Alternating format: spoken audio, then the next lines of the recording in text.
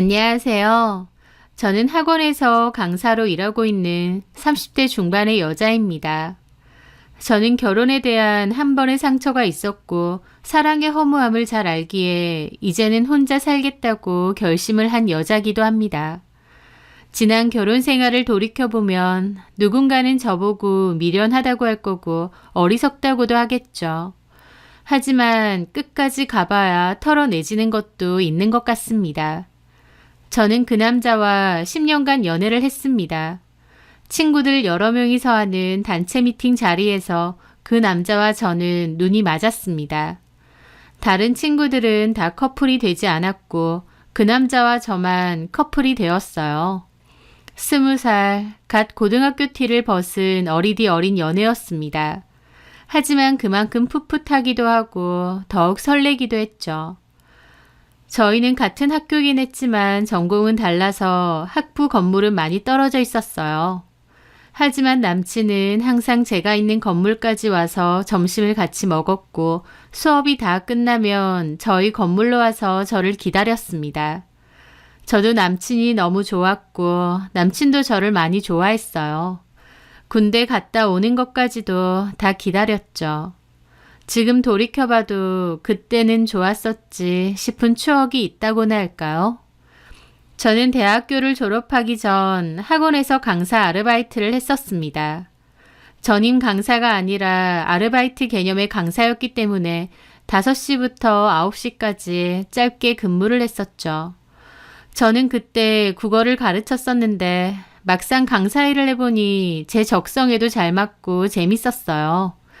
처음에는 그냥 취업 전 아르바이트라고 생각하고 일했던 거지만 하다 보니 재미도 있고 욕심도 생겼던 거죠. 그러다가 원장님이 저한테 취업 준비는 하고 있느냐, 혹시 그냥 전임 강사로 일할 생각은 없느냐 물어보시더라고요. 저도 그때 취업 준비를 조금씩 하고 있던 차였는데 강사로서의 일이 잘 맞았기에 결국 전임 강사로 일을 하기로 했습니다.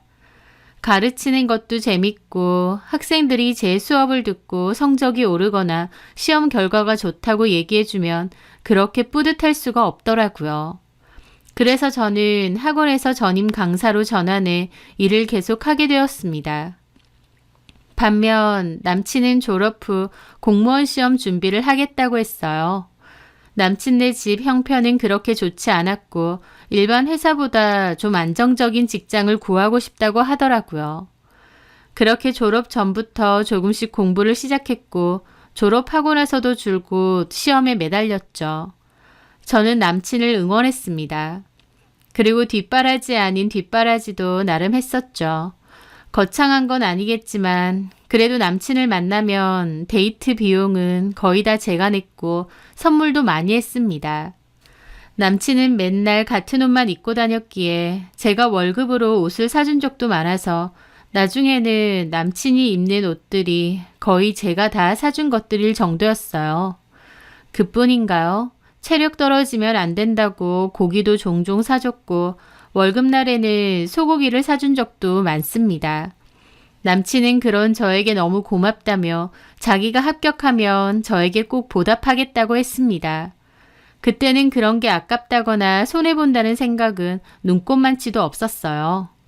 남친을 사랑하는 마음이 너무 컸고 미래의 남편이 될 사람이기에 그 정도는 내가 당연히 해줘야 된다고 믿었기 때문입니다. 하지만 남친은 공무원 시험에 자꾸만 떨어졌어요. 한 해, 두 해, 시간이 흘러갈수록 남친도 힘들어하고 이제라도 취업을 해야 되는 거 아닌가 고민하더라고요. 자기 집 형편도 그닥 좋지 못한데 애초에 괜히 공무원 시험을 준비한 것 같다. 뭔가 잘못 생각한 것 같다. 부모님 별 낯이 없다 등등의 소리를 했죠. 남친이 힘들어할 때마다 저는 남친을 진심으로 위로하고 응원해 주었습니다.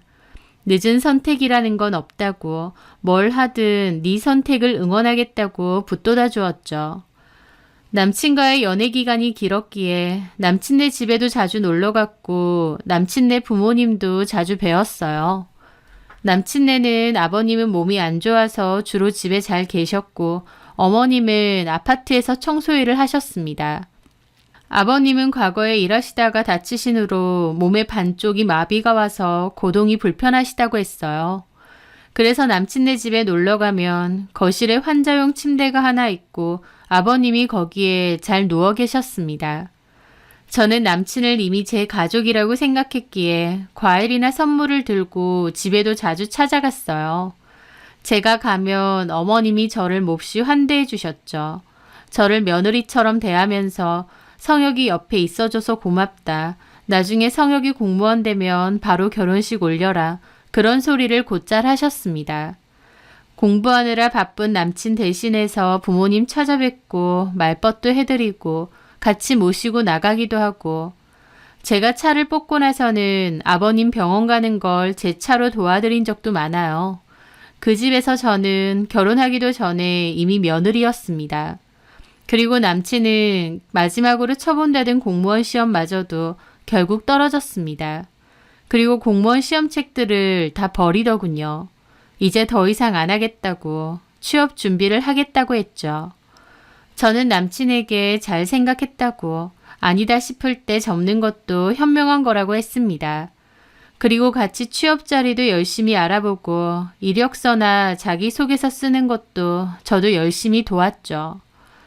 남친은 그때 당시 대기업, 중소기업 가리지 않고 이력서를 100개도 넘게 넣은 것 같아요.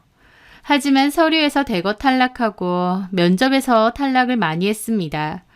나이에 비해 사회생활 경험도 없는 데다 취업에 필요한 자격증도 부족했거든요. 그렇다고 학력이 엄청 뛰어난 것도 아니었고요. 여기저기서 다 떨어지다가 그나마 남친을 붙여준 곳이 하나 있었습니다. 사원수 30명 정도 되는 소기업이었어요. 남친은 처음에는 너무 작은 회사에는 이력서를 안 넣겠다고 했어요. 월급도 작을 거고 이직할 때도 안 좋을 것 같다며 자기가 취업하기로 마음 먹었는데 이왕이면 크고 좋은 데 취업을 하고 싶다고 하면서요. 근데 그게 남친 마음처럼 쉽나요? 100군데 가까이 넣어봤지만 면접 연락이라도 오면 감사할 지경이었습니다. 어디라도 연락만 오면 열심히 일하겠다며 간절했는데 남친을 뽑아준 회사는 딱 한 군데 있었습니다. 남친은 그 회사에서 최종 합격 연락까지 받았을 때 눈물까지 글썽이며 감사하다고 열심히 해보겠다고 할 정도였죠.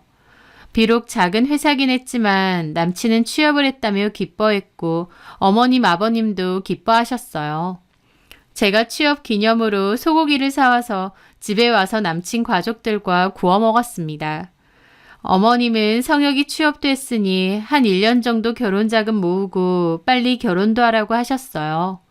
지영이가 성혁이 너 기다린다고 나이만 들어가고 있다고 나무라시면서요. 남친도 알겠다고 했죠. 그렇게 남친은 그 회사에 1년 정도 근무를 했고 어머님 말씀처럼 저에게 프로포즈를 했습니다.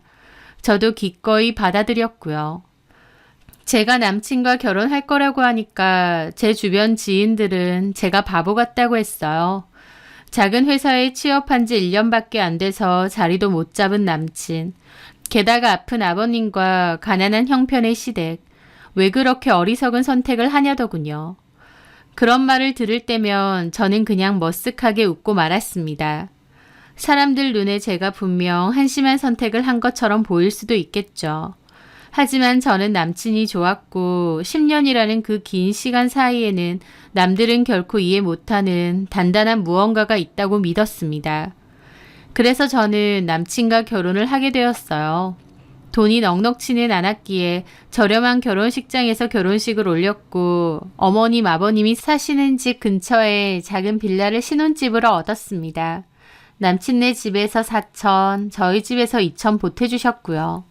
그 동네가 집값이 좀 싼 편이라서 저희 예산으로도 구할 수 있었거든요. 형편이 넉넉하지는 않았지만 그래도 가족끼리 서로를 보듬고 사랑하면서 얼마든지 잘 살 수 있었을 겁니다. 적어도 저는 그렇게 생각했는데요.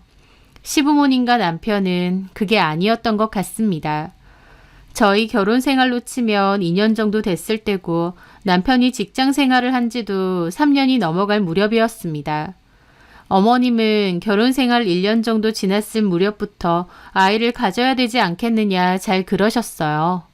하지만 저는 형편도 그렇고 집도 아이를 키울 만한 환경은 안 된다고 생각했습니다.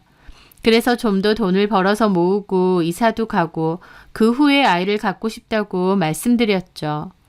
어머님은 제 말에 좀 실망하신 듯 했어요. 손주를 빨리 보고 싶어 하셨거든요.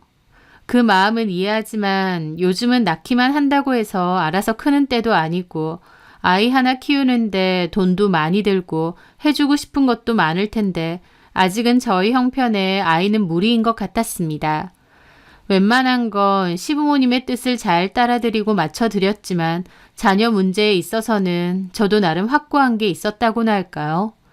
그럼에도 어머님은 혹시 임신은 안 했느냐, 아이는 없느냐 곧잘 물어보시기도 했어요. 그럴 때마다 저는 천천히 가질 거다, 나중에 계획을 갖게 될 때 말씀드리겠다 그랬죠. 그런데 그 임신 계획이라는 게 엉뚱한 데서 나올 줄은 꿈에도 몰랐습니다. 그날은 남편이 회식 때문에 늦는다는 얘기를 했을 때였어요. 회식이 잦은 회사였고 회식을 가면 항상 12시 넘어서 오는 일이 많았습니다. 그래서 회식이라고 하면 늦겠구나 생각하고 말았었죠. 그날도 저는 밤늦게 내일 학원 수업할 준비를 하고 있었습니다. 그런데 제 폰으로 전화가 오더군요. 남편이었습니다. 여보. 그런데 전화를 건 사람은 남편이 아닌 어떤 여자였습니다. 최성혁 씨 집 앞에 있거든요. 나와서 좀 데리고 가시겠어요? 라고 했습니다. 저는 좀 얼떨떨 하더라고요. 이 여자는 누군데 자기가 누군지 밝히지도 않고 다짜고짜 남편을 데리고 가라고 하나 싶었죠. 누구세요? 최성혁 씨 회사 상사입니다. 최성혁 씨가 회식 때 술을 많이 먹어서 제가 데려다 준 거예요. 저도 가봐야 되니까 빨리 좀 나오시겠어요? 라는 겁니다. 저는 회사 상사라는 말에 놀라서 알겠다며 서둘러 가디건만 걸치고 밖으로 달려나갔죠. 저희 집은 좁은 골목에 있는 상가 빌라인데요. 집 앞에 검은 외제차 한 대가 있더라고요. 저는 서둘러 내려갔는데 운전석에는 대리기사처럼 보이는 남자가 앉아있고 뒷좌석에는 완전 골아떨어진 남편이, 그 옆에는 한 여자가 폰을 만지작거리며 앉아있더라고요. 저는 다가가서 조수석 창문을 두드렸고 그 여자는 저를 힐끗 봤습니다. 그러더니 손짓으로 문을 열라는 식으로 하더라고요. 처음 본 사이인데 행동이 좀 거만하고 무례해 보여서 당황하긴 했지만 어쨌든 저희 남편 회사 상사고 술 취한 남편 데려다 준 거잖아요. 그래서 멋쩍게 웃으면서 문을 열었습니다. 안녕하세요. 저는 최성혁 와이프 되는 사람입니다. 알아요. 최성혁 씨 얼른 데리고 가세요. 그 여자는 좀 피곤하다는 듯 그렇게 말하더군요. 저는 자는 남편을 흔들어 깨웠습니다. 남편은 제가 막 흔드니까 그제야 눈을 뜨더라고요. 여보, 술을 왜 이렇게 많이 마셔? 얼른 가자. 저는 술에 취해서 비틀거리는 남편을 억지로 데리고 나왔어요. 남편은 혼자 잘 서 있지도 못하고 비틀거렸습니다. 저기 데려다 주셔서 감사합니다. 네, 차문 좀 닫아주세요. 하더라고요. 제가 차문을 닫자마자 차는 출발했습니다. 싸가지 없는 행동을 보며 저 사람이 혹시 남편이 말한 그 팀장인가 싶었어요. 남편이 자기 팀장이 여자 팀장인데 능력도 없으면서 엄청 거만하고 싸가지가 없다고 욕을 잘 했거든요. 그런 사람이 어떻게 팀장이냐 했더니 사장 딸이랍니다. 회사 규모가 작다 보니 회사 안에 가족이나 친인척이 많다고 했어요. 그 사장 딸도 입사하자마자 팀장이라고 했고요. 아마 그 사람인가 보다 남편 말처럼 진짜 싸가지가 없네 생각하며 남편을 겨우 데리고 집으로 올라왔습니다. 남편이 걸음도 혼자 제대로 못 걸었기에 겨우 2층 계단 올랐는데도 부축했던 저는 땀으로 범벅이 될 정도였어요. 그렇게 남편을 겨우 침대에 눕혀놓고 겉옷을 벗기는데 주머니에서 그게 떨어진 겁니다. 피임기고요. 그걸 보는데 저는 사고가 정지되는 느낌이었어요. 이게 남편 주머니에 왜 있지? 싶었죠. 남편은 세상 물정 모르고 드르렁 드르렁 자고 있는데 주머니에서 난데없이 콘돔이 나오니 저는 눈앞이 컴컴해지는 지경이었습니다. 저는 남편에게 일어나 보라고 했지만 이미 술에 취해 있는데 제 얘기가 들리겠나요? 저는 심란한 기분으로 일단 내일 얘기해야겠다 벼렀죠. 그날은 싱숭생숭해서 잠이 안 왔습니다. 다음날 일어나자마자 남편에게 그 피임기구를 들이밀었습니다. 이게 뭐야? 어? 당신 주머니에서 나왔으니까 발뺌할 생각하지 마. 이게 왜 당신 주머니에 있냐고. 그 말에 남편은 어이없다는 듯 웃더라고요. 아, 또 누가 넣었나 보네. 전단지는 없었어? 뭐? 아니, 어제 회식한다고 술집 많은 골목을 갔는데 뭐 에이즈 예방이니 캠페인 한다고 하면서 그걸 나눠주는 거야. 전단지랑 같이. 회사 사람들도 많으니까 엉겹거려 받아서 주머니에 넣었지. 그리고 전단지랑 술집에서 버렸다고 생각했는데 그건 그대로 있었나 보네. 나도 술에 취해서 깜빡했나 보다. 라는 겁니다. 머쓱한 표정과 함께 한치의 망설임도 없이 저렇게 말하는데 저도 순간 아 그렇구나 했던 거죠. 아 그래? 참 희한한 캠페인도 다 있네. 제대로 된 캠페인도 아니고 뭐 이상한 단체에서 하더라고. 자기 밤새도록 별 생각 다 했겠네? 당연하지. 참나. 야 오지영, 우리가 연애만 10년에 결혼 생활 다 하며 무려 13년이다. 너는 나를 그렇게 모르냐? 내가 모르는 네가 있을 수도 있지. 아이고, 나보다 네가 나를 더 잘 알아. 나는 그런 헛짓거리 안 하니까 걱정을 마. 하더니 남편은 피곤해하면서 씻으러 갔습니다. 남편의 대수롭지 않은 태도에 저도 그냥 하나의 어이없는 해프닝 정도로 생각하고 넘어갔죠. 남편은 저보고 자기를 잘 알지 않느냐고 했지만요. 저는 13년이란 시간을 보내면서도 남편을 잘 몰랐던 게 맞는 것 같습니다.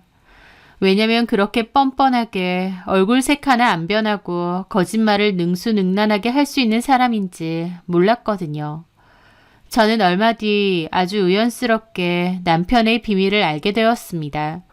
그날은 주말이었고 남편은 늦잠을 자고 있었습니다. 그런데 제 핸드폰이 갑자기 안 보이는 거예요. 분명 거실에서 들고 있었는데 다 뒤져봐도 안 보였죠.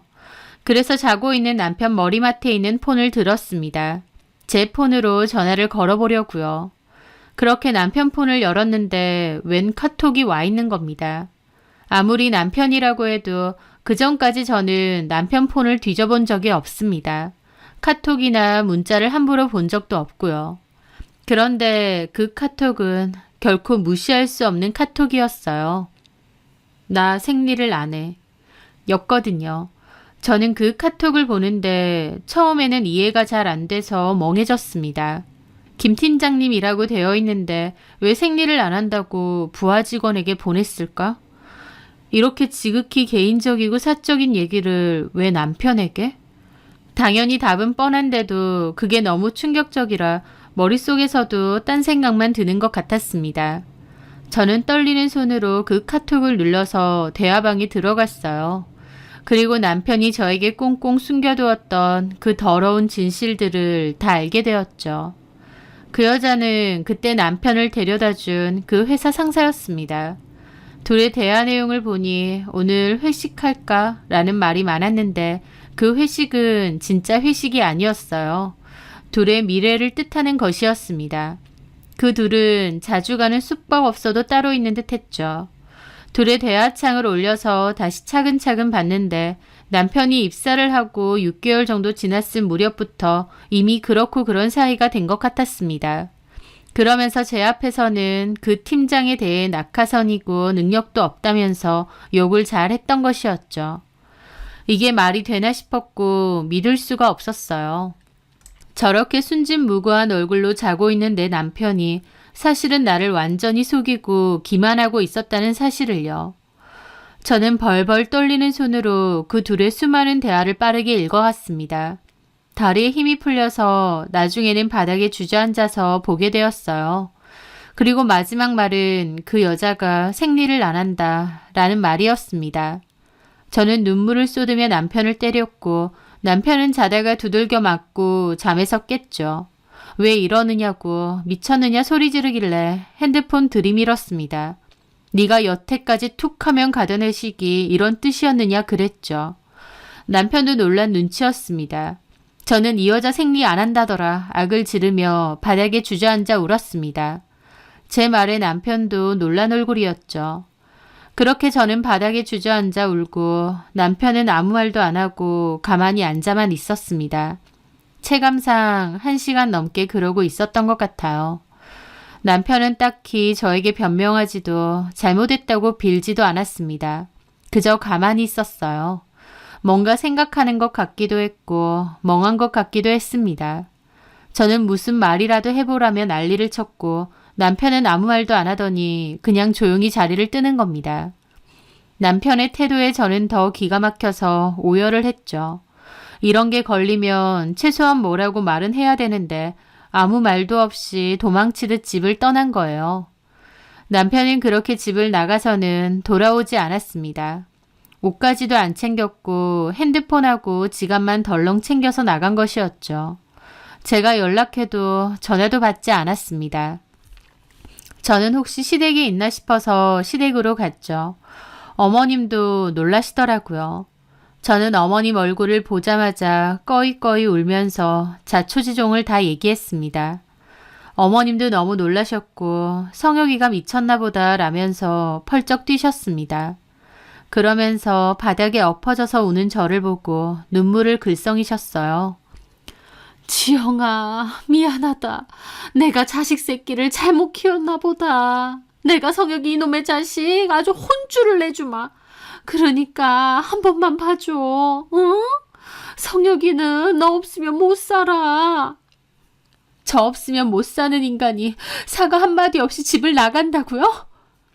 지도 미안하니까. 지도 네 얼굴 볼 염치가 없으니까 그런 거지. 지영아, 내 속으로 낳은 내 자식인데 내가 모르겠니?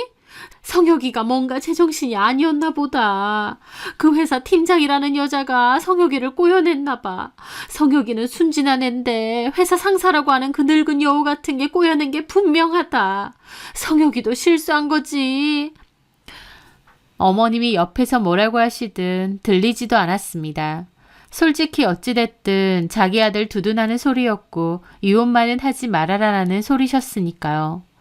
어쨌든 저는 거기서 꺼이꺼이 울고 퉁퉁 부은 눈으로 집으로 돌아왔습니다. 어머님은 성혁이 오면 바로 전화할 테니 걱정 말라고 알아듣게 혼내겠다고 하셨어요. 그렇게 저는 집에 돌아왔고 불도 안 켜고 방에서 멍하게 있었습니다. 10년 연애 끝에 3년의 결혼 생활. 길다면 참 긴 시간인데 이렇게 배신을 당하는구나 싶었죠. 남편을 사랑했고 믿었기에 그 충격이 더 컸던 것 같습니다. 그렇게 울다가 저도 모르게 잠이 들었어요. 눈을 떠보니 새벽이었는데 남편은 여전히 집에 들어오지 않았더군요. 혹시 시댁으로 오면 연락 주신다던 어머님에게도 별다른 연락은 없었고요. 도대체 어디에 갔을까? 혹시 그 여자한테 갔을까? 많은 생각이 들었습니다. 그 다음날 저는 남편에게 집으로 오라고 얘기 좀 하자고 문자를 보냈습니다. 전화는 여전히 받지 않았기에 문자만 계속 보냈죠. 그렇게 이틀이 지나고 3일째 되던 날 제가 회사 찾아간다고 너랑 그 여자 머리 다 뜯어놓을 거라고 했더니 그제야 답장이 왔더군요. 오늘 집에 갈 거라고 얘기 좀 하자고요. 저는 그렇게 심란한 기분으로 기다렸는데 남편이 왔습니다. 어디서 지냈어? 설마 그 여자네 집? 아니야, 무슨. 그럼 어디서 지냈는데? 아, 엄마 집이지. 어디서 지내? 그 말에 저는 어이가 없더군요. 엄마 집이라고? 어머님이 당신 오면 나한테 바로 연락 준다고 했는데? 내가 엄마한테 말하지 말라고 했어. 그래, 결국 며느리는 남이구나. 어쨌든 그래서 잘못 저지른 주제에 그렇게 회피하고 도망가면 그만이야? 미안하다. 면목 없어. 네가 잘못한 건 다 인정하는 거지? 다 봤는데 뭐라고 하겠냐? 그래, 근데 사과하는 게 겨우 그거야? 그럼 뭐 어떻게 해야 돼? 무릎이라도 꿇어야 돼? 뭐? 너 나한테 전혀 안 미안하구나.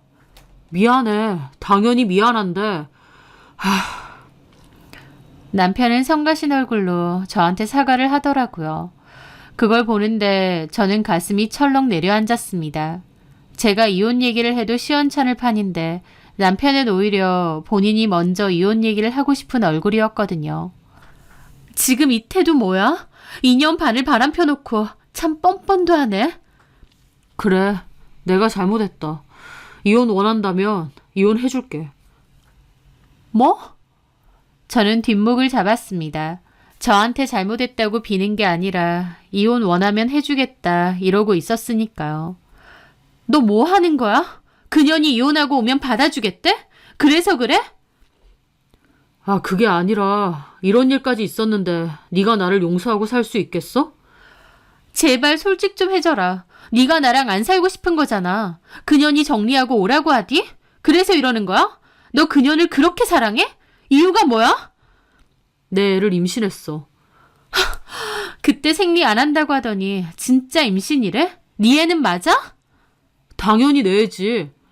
그걸 어떻게 알아? 회사 유부남 직원하고 그러고 자고 다니는 인간인데 네 애일 거라는 보장이 어딨어?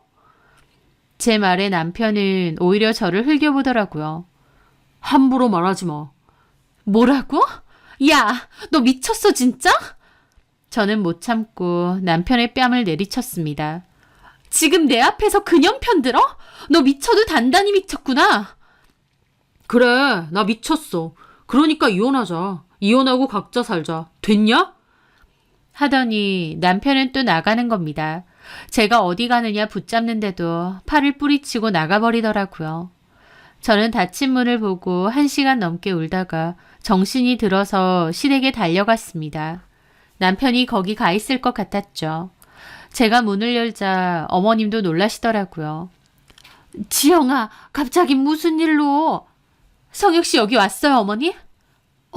아니, 성혁이 집에 돌아갔니? 여태까지 이 집에 있었다면서요. 근데 왜 저한테 말 안 해주셨어요? 말해주신다면서요. 아니, 그게... 어머니, 그 사람이 저한테 이혼하재요. 이게 말이 돼요? 잘못은 지가 해놓고 저한테 이혼하재요. 하면서 저는 얼굴을 감싸쥐고 울었습니다. 그런데 제가 그렇게 울든 말든 어머님도 곤란한 표정만 짓고는 가만히 있으시더라고요. 이전에는 저를 달래주고 위로해주는 척이라도 하셨는데 그때는 가만히 있으신 거예요. 일단 진정하고 성혁이 오면 연락해 줄 테니까 집에 좀 가 있어. 연락 안 주실 거잖아요. 준다잖아. 그러니까 어머니 결국 이럴 때 저는 남인 거죠. 그러니까 저한테 연락 안 하신 거죠. 얘는 왜 나한테 앞풀이야? 만만한 게 나니? 하면서 어머님이 갑자기 화를 내시는 겁니다. 그 모습에 저도 벙쪘죠. 어머니, 너네 부부 사이 일이고 지금은 성혁이 우리 집에 없다잖아. 그러면 그냥 집에 가 있을 것이지. 여기서 나한테 하소연한다고 뭐 달라지니? 어머님 어떻게 그렇게 말을 하세요?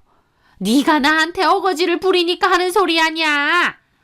어머니, 성혁 씨 2년 반 동안 바람폈고 적반하장으로 저한테 이혼 요구까지 하고 있습니다. 그런데 제가 제정신이겠어요? 아니 그러니까 지금 성혁이가 없잖아. 집에 가 있으라고 부른다고 하잖아. 왜 나한테 난리니? 어머니, 아휴 골 아프다. 너 그냥 돌아가라. 하면서 거실 쪽으로 들어가 버리셨죠. 아버님도 이렇게 난리가 나는데도 저를 모른 척하고 TV만 보고 계시더라고요. 그 순간 알겠더라고요. 남편과 시부모님 사이에 무슨 이야기가 오갔겠구나 라는 것을요. 무슨 대화를 했을지는 모르겠지만 아마 저랑 이혼하고 그 여자랑 만나라는 얘기가 아니었을까 짐작됐죠. 그러지 않고서야 저한테 이런 식으로 하진 않을 테니까요. 저는 남편에 이어 시부모님마저도 나를 배신한다는 것을 알게 되었습니다. 저는 그 자리에서 멍하게 서 있다가 비척비척거리며 그곳을 떠났습니다. 집에 와서 멍하게 있는데 믿었던 가족들에게 배신당한 그 기분이 참 기가 막혔죠. 어떻게 해야 하나 막막하고 정말 이게 나한테 일어난 일인가 싶었습니다. 저는 다음 날까지도 그냥 침대에만 계속 누워 있었어요. 아무것도 먹지 않고 아무것도 하지도 않았죠. 학원에는 몸이 너무 안 좋다고 말하고 결근을 했죠. 어떻게 해야 하나 그 생각만 했던 것 같습니다. 그런데 초인종 소리가 들렸어요. 남편이 온 건가 했는데 어머님이셨습니다. 어머님은 들어와서 저를 힐끗대시더라고요. 저는 그냥 멍하게 창밖만 보고 있고요. 밥은 먹었니? 아니요. 그래도 밥은 먹어야지. 됐어요, 어머니. 제가 지금 밥 먹을 정신이겠어요? 왜 오신 거예요? 어머님은 제 말에 잠깐 말이 없더니 가방에서 종이 한 장을 꺼내셨습니다. 저기 이거. 그걸 보는데 저는 너무 놀랐습니다. 이혼 서류였거든요. 이혼 서류요? 어머니! 성혁이가 전에 주고 가더라고. 너한테 전해달라고. 저는 그 말에 완전 폭발했습니다.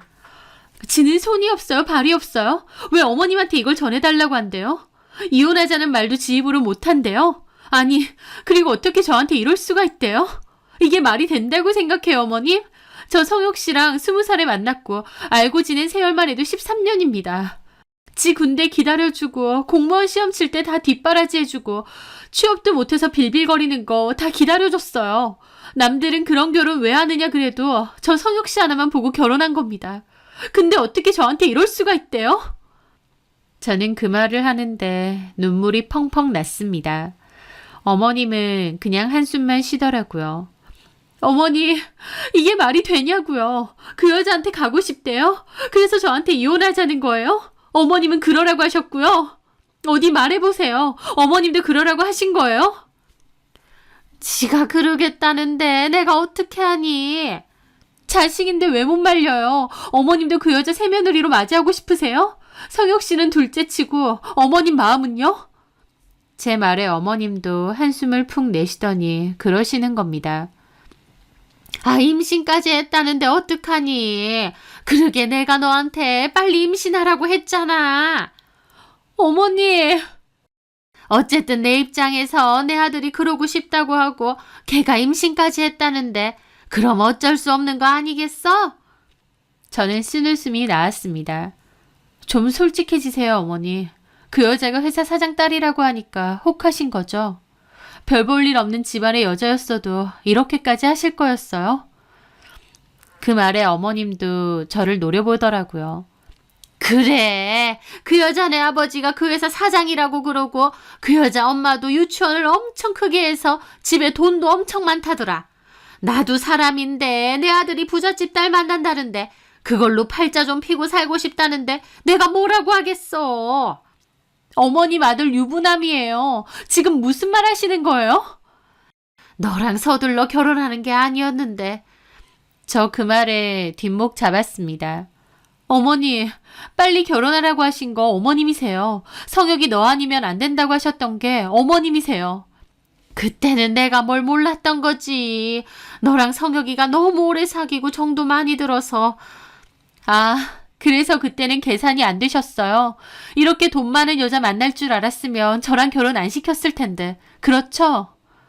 너 말이면 단 줄 아니? 누구 맘대로 이혼이에요? 제가 무슨 쓰기 싫으면 갖다 버려도 되는 장난감인 줄 아세요? 저 절대 이혼 안 해줘요. 그 여자애 어디 낳고 싶으면 낳아보려고 하세요. 너 심보 그렇게 쓰지 마라. 이미 맘 떠난 남자 붙잡고 있어서 뭐하니? 차라리 깨끗이 헤어지고 너도 네 삶 살아. 어머님 입에서 심보 얘기 나오니 진짜 웃기네요. 할 얘기 더 있으세요? 저 이혼 안 한다고 했으니 그만 돌아가세요. 아이고 무섭다 무서워. 네가 언제까지 버티나 보자. 어머님은 노려보시더니 나가더라고요. 저는 어떻게 이럴 수가 있나, 이렇게 쉽게 갈아탈 수 있는 거였나 싶었습니다. 볼 거 하나 없어도 사람 하나 진국이라고 생각해서 결혼까지 한 건데 그동안의 세월이 너무 아깝고 비참했습니다. 그렇게 두어 시간 동안 멍하게 있는데 갑자기 우라통이 치밀어 오르고 이대로 당하는 게 너무 억울했어요. 그래서 회사 찾아가서 이판사판 뒤집어 엎자고 생각했죠. 그렇게 저는 겉옷만 챙겨 입고 남편의 회사로 달려갔습니다. 제정신이 아니었던 것 같아요. 남편이 다니는 회사는 3층짜리 건물에서 한 층을 쓰는 사무실이었어요. 생각 같아서는 회사 안에 들어가서 최성혁이랑 팀장이랑 바람났다고 소리라도 지르고 깽판이라도 치고 싶은데 그럴 용기까지는 안 나더라고요. 사무실로 들어가니 입구에 있던 분이 저보고 어떻게 왔느냐고 물었습니다. 그래서 총무팀 팀장님 보러 왔다고 했습니다. 제일 안쪽으로 들어가 보라고 하더라고요.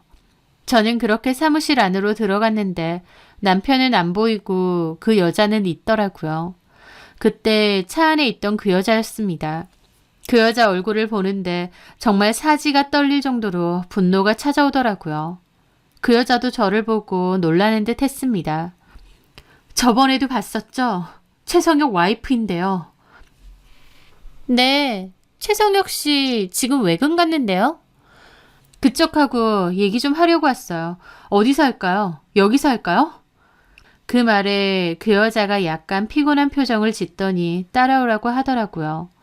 그러면서 건물 안에 옥상 올라가는 계단 쪽으로 가는 겁니다. 그리고는 저보고 티껍게 따지는 거예요. 외부인 출입 금지인데 이렇게 함부로 들어오시면 어떡해요? 그 말에 저 눈이 돌아서 정말 그 여자 씹어먹을 표정으로 다가갔습니다. 쥐똥만한 회사에 외부인 출입 금지 같은 소리 하네. 야, 네가 내 남편이랑 놀아나더니 나까지 우습게 보이니? 제가 살기등등하게 따졌더니 그 여자도 그제야 움찔하더라고요. 사람을 얼마나 만만하게 봤는지 더 열받더군요. 가만 생각하니까 열받네. 내가 왜 네 말대로 여기서 얘기해야 돼? 쪽팔린 건 너지 내가 아니야. 하면서 사무실로 내려가려 하니까 그 여자가 놀라서 저를 잡더라고요. 저기요, 왜 이러세요? 내 남편이랑 뒹군년이 얼굴 빳빳하게 들고 도리어 나한테 할 말 다 하는 게 웃긴다. 여기 사람들은 너랑 최성혁이랑 그렇고 그런 사이인 거 아니야? 싸가지를 부려도 상황 봐가면서 부려야지. 너 내가 지금 제정신인 것 같아? 여기서 너 죽지 않을 만큼 때리고 경찰서 가도 나는 상관없는데 그렇게 해줘? 하고 제가 소리 지르자 그 여자는 당황하더니 저를 말리더군요. 알겠어요. 미안해요. 미안하니까 일단 진정 좀 하세요. 여기 회사니까. 회사에서 일이나 할 것이지. 야, 이 더러운 년아. 너 지금 내가 머리 뜯어놓고 싶은 거 참는 줄 알아.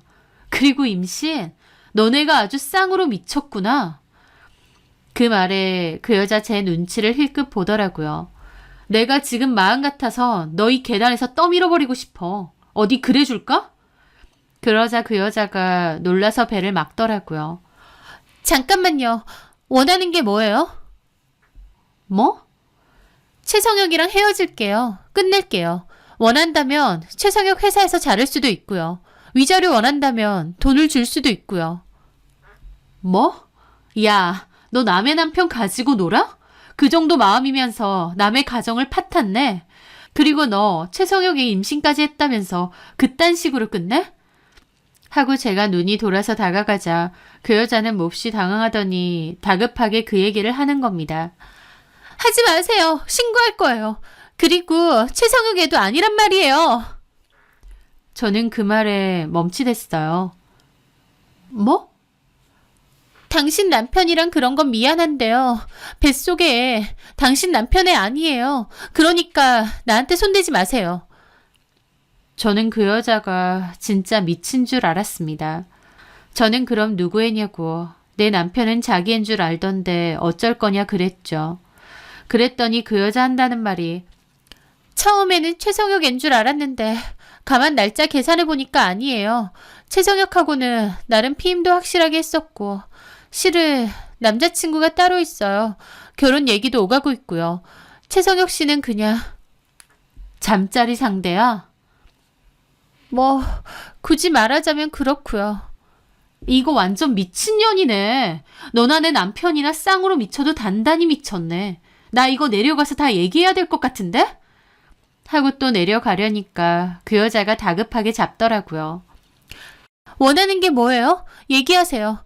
최성혁이랑은 어차피 헤어지려고 했어요. 저는 어이가 없어서 말이 안 나왔습니다. 이런 줄도 모르고 최성혁이랑 시모는 돈 많은 새며느리 들인다고 신났던 거구나. 그래서 나한테 이혼장 들이밀었구나. 한심하기 그지 없었죠. 너 연락처 뭐야? 네? 연락처 찍어. 내가 어떻게 할지 생각해보고 너한테 연락 줄 테니까 그런 줄 알아. 그리고 너랑 나랑 오늘 만난 거 최성혁한테는 입도 뻥끗하지 마. 말하면 너네 회사 그리고 결혼한다는 그 남자한테도 다 알릴 거니까. 그 여자는 썩은 표정을 지으며 번호를 찍었습니다. 저는 그 여자를 노려보고 그곳을 벗어났죠. 1층으로 와서 제 차에 올라타는데 손발이 다 떨리고 이게 무슨 상황인가 싶더라고요. 그래서 저 혼자 차근차근 상황을 정리해 보았습니다. 그 여자하고 최성혁은 내연 관계이고 그 여자가 임신을 했는데 최성혁은 그게 자기인 줄 아는 것 같았습니다. 그래서 저한테 이혼을 요구하고 있고 시모도 덩달아 이혼을 요구하는 것 같았죠. 이혼시키고 새장가 들게 하려고요. 하지만 그 여자는 최성혁과 그럴 생각이 없고 결혼까지 약속한 남자도 따로 있었어요. 뱃속의 아이도 제 남편이 아닌 그 남자의 아이였고요. 그 여자에게 최성혁은 그냥 엔조이 상대였을 뿐이고 언제든지 헤어져도 상관없는 사이였어요. 한마디로 그냥 갖고 논 거였죠. 그것도 모르고 돈 많은 새며느리 맞이할 생각에 저한테 그렇게 하다니. 남편이고 시모고 너무 한심하고 어처구니가 없었습니다. 고작 그런 여자 때문에 13년의 인연을 짐짝처럼 취급하고 저버리려고 했다는 게 억울하고 기막혔죠. 저는 어떻게 할까 고민했습니다. 그 여자는 원한다면 최성혁과 헤어져 준다고 했지만 그러든가 말든가 이제 제 알바가 아니었습니다. 저는 최성혁과 다시 잘해볼 생각 눈꼽만치도 없었어요. 너무 억울해서 이혼 못 해준다고 했지만 그렇다고 계속 살 생각은 추호도 없었습니다. 그렇게 많은 생각을 한 저는 결심을 했습니다. 그리고 남편에게 문자를 보냈어요. 헤어져 줄 테니 집으로 와라. 이혼 도장 찍자. 라고요. 그리고 저는 그날 집으로 가 있었는데 밤늦게 남편이 왔습니다. 남편은 제 눈을 안 쳐다보더라고요. 이혼해 준다고 하니 바로 들어오네? 참나. 왜 갑자기 생각이 바뀌었어? 어머님이 이혼장 주면서 이혼해달래. 돈 많은 며느리 얻어서 팔자 좀 고치고 싶으시다네. 그런 얘기까지 듣고 어느 미친년이 참고 살겠어? 누구는 자존심도 없는 줄 알아? 너한테는 진짜 미안한데. 그런 말 다 필요 없고 본론만 얘기하자. 위자료 얼마 줄 거야? 위자료? 그냥 소송 걸까? 그게 더 깔끔하려나? 그 여자랑 너랑 둘 다 걸 거거든.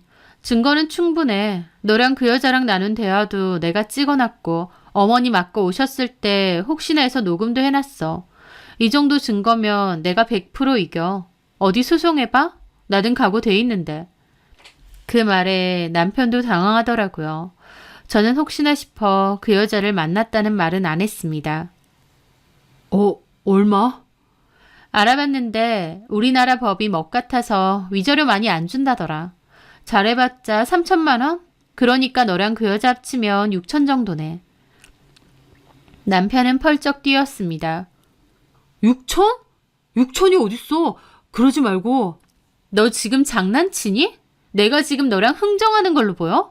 됐고 이혼 서류 들고 그냥 나가라. 이혼도 다시 생각할 거고 위자료도 변호사 선임해서 정식으로 소송 걸 거야. 아마 패소하면 내 변호사비까지 네가 다 내야 될 거다.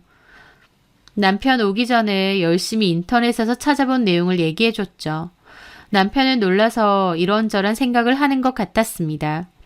어머님이 들고 오셨던 이혼 서류 들고 당장 나가라고. 잠깐만. 알겠어. 이혼해줘.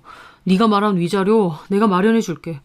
일단 이 집 정리할 거니까 전세금에서 내 돈 4천 빼서 너 가져. 그리고 나머지 2천은 그 여자한테 달라 그래. 돈 많다며. 그 여자한테는 알리지 말고 내 선에서 끝내자. 내가 어쨌든 줄게. 내가 위자료 받으면서 너한테 좀따리 나눠받을 생각 없어. 다 해서 6천만 원 만들어서 이번 달 말까지 내 통장에 넣어. 그러면 각서 써줄 거고 이혼 서류 작성해 줄 테니까. 남편은 눈알을 막 굴리더군요. 어떻게 하는 게 더 나을지 생각하는 것 같았죠. 잔머리 굴릴 거면 그냥 소송 건다니까? 상간소장 너네 회사로 나란히 보내줄게. 안 돼. 그 여자한테 그렇게 하지 마. 뭐? 놀고 있네 진짜. 내가 어떻게든 마련해볼게. 남편은 그 여자에겐 알리지 말고 자기가 알아서 해결하려는 것 같았습니다. 돈이 얼마냐가 문제가 아니라 그 여자 눈치를 많이 보고 있기 때문에 소송까지 걸려서 그 여자 심기가 상하면 재혼 못할까봐 걱정하는 것 같기도 했죠. 그 여자는 다른 남자랑 결혼까지 한다는데 그런 건 아예 모르고 저러고 있는 꼴을 보니 참 우습더군요. 그렇게 남편과 저는 이혼하기로 협의를 했고 살고 있던 집은 바로 전세 종료 후 전세금을 돌려받기로 했습니다. 그리고 그 전세금에서 각자의 지분을 계산했는데 남편은 시댁에서 보태준 돈 3천만 원에 남편 돈 1천만 원 합쳐서 4천만 원이었어요. 그 돈 위자료 명목으로 저한테 주기로 했기 때문에 남편은 사실상 전세금에서 돌려받을 돈이 아예 없었습니다. 그래서 전세금은 제가 다 가졌고요. 나머지 2천만 원은 결국 어머님이 자기 집 담보로 대출해서 저한테 줬습니다.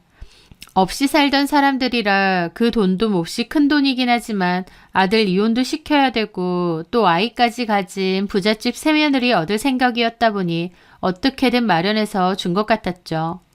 저는 약속대로 위자료 받아냈고 이혼 서류 도장 찍고 제출했습니다. 위자료 받았기에 남편에게 법적으로 따로 소송을 걸거나 뭔가를 요구하지 않는다는 각서 써줬고요. 그리고 그 일을 진행함과 동시에 저는 그 여자에게도 따로 연락해서 만나자고 했습니다. 저는 그 여자에게 나는 이혼하기로 했다. 너한테 상간소송을 걸 거라고 했습니다. 그 여자는 놀라면서 위자료는 따로 줄 테니 상간소송은 하지 말라고 하더군요.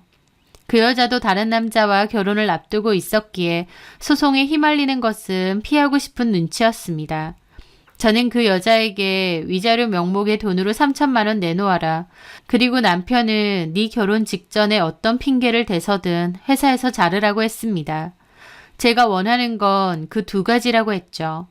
그런데 그 여자는 제가 말하지 않아도 남편은 자를 생각이었다고 했습니다.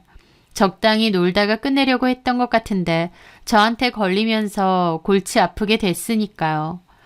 다만 저는 지금 말고 네 결혼 전에 자르라고 했죠. 기간 똑바로 지키라고요.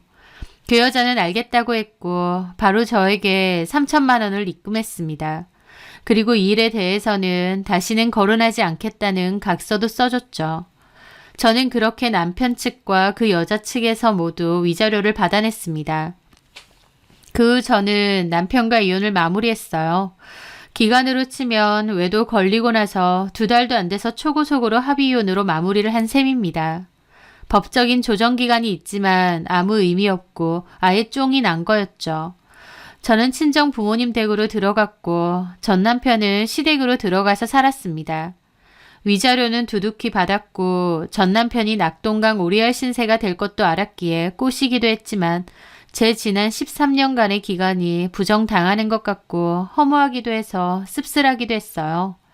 하지만 그래도 최대한 나도 좋은 쪽으로 끝이 난 게 어딘가 싶기도 했고 또 한편으론 그 여자가 다른 남자랑 결혼한다는 걸 알면 전 남편과 전 시모가 어떤 표정을 지을지 너무 궁금했어요.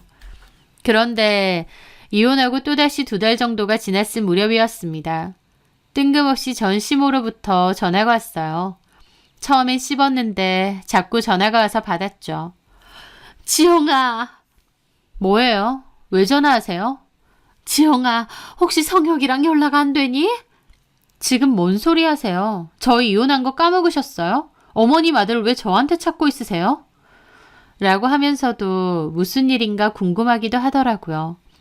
성혁이가 그녀한테 배신당한 것 같다. 성혁이를 마음대로 잘라버리고 헤어지자고 했단다. 성혁이가 요즘 내내 술을 먹고 집에 늦게 들어오고 해서 내가 물어봤더니 회사에서 부당해고 당했대. 그러더니 어제부터 갑자기 집에도 안 오고 연락이 안 된다. 그 말을 듣자마자 제가 내연녀에게 했던 그 말이 떠올랐어요. 결혼 전에 자르라고 했던 말이요. 제 말과 상관없이 내연녀는 최성혁을 자를 생각이긴 했지만요. 그래서 저보고 어쩌라고요. 혹시 성혁이가 너한테 연락했을까 싶어서. 저는 모릅니다. 그리고 이런 걸로 저한테 전화하지 마세요. 너는 성혁이 걱정도 안 되냐? 걔가 충격받아서 나쁜 마음이라도 먹으면. 그 말에 코웃음이 나서 그랬죠. 제가 그렇게 할 일 없어 보이세요? 바람나서 이혼한 전남편까지 걱정할 정도로? 너 정말 매정하다. 성혁이 걔가 나쁜 마음이라도 먹으면. 그럼 그 여자한테 물어보세요. 그 여자한테 갔겠죠. 그 나쁜 년이 헤어지자고 하고 성혁이 잘났다니까. 저더러 어쩌라고요. 성혁이가 혹시 너한테 연락할 수도 있으니까 너 아는 거 있으면 혹시 나한테 얘기 좀 해줘. 응? 그 말에 저는 피로감이 확 느껴지더라고요. 그럴 리도 없겠지만 행여나 연락 오면 전화 드릴게요. 됐죠? 고맙다. 저기 지영아. 왜요? 정말 미안해. 우리가 어리석었어. 그년이 우리 성혁이를 갖고 논 것 같아. 네, 그런 것 같네요. 근데 저한테 이혼해달라고 요구한 건 그 여자가 아니고요. 어머님하고 어머님 아들이거든요. 우리가 정말 잘못했고.